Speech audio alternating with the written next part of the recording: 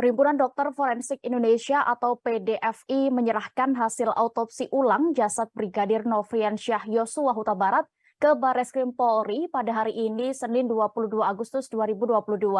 Hasilnya dipastikan bahwa tidak ada luka kekerasan di tubuh Brigadir J selain luka tembak.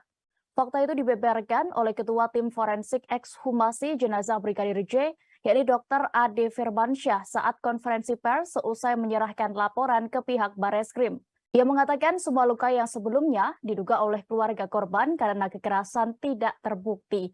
Dr. Ade menjelaskan pihaknya memastikan dengan keilmuan forensik tidak ada kekerasan selain kekerasan senjata api pada tubuh korban.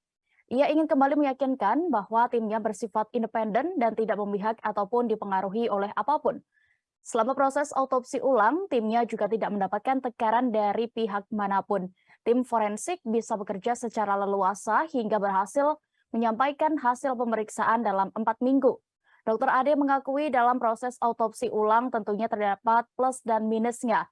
Namun pihaknya bersyukur banyak bantuan dari Tuhan serta dari tim dan semuanya memberi petunjuk. Selain itu, luka yang ditemukan masih cukup jelas dari pemeriksaan, foto, dan mikroskopik. Diyakini bahwa luka itu adalah luka tembakan. Sebelumnya, keluarga mendapati Brigadir J mengalami luka seperti sayatan, patah tulang, dan luka akibat benda tumpul. Atas persetujuan keluarga, proses autopsi ulang pun dilaksanakan oleh tim gabungan pada 27 Juli lalu di Jambi.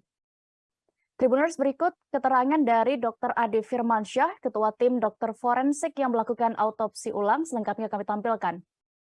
Ya, oke. Jadi saya bisa yakinkan sesuai dengan hasil pemeriksaan kami, baik pada saat kita lakukan otopsi maupun dengan pemeriksaan penunjang dengan pencahayaan dan hasil pemeriksaan mikroskopik, tidak ada luka-luka pada tubuhnya selain luka-luka akibat kekerasan senjata api. Ya, jadi luka-luka yang kita dapat semua tempat-tempat yang mendapatkan informasi dari keluarga, selain yang diduga ada tanda-tanda kekerasan di sana, namun kami sudah bisa pastikan dengan keilmuan forensik yang sebaik-baiknya bahwa tidak ada tanda-tanda kekerasan selain kekerasan senjata api pada tubuh korban. Seperti itu. Apa ada perbedaan dari otopsi pertama? Oke,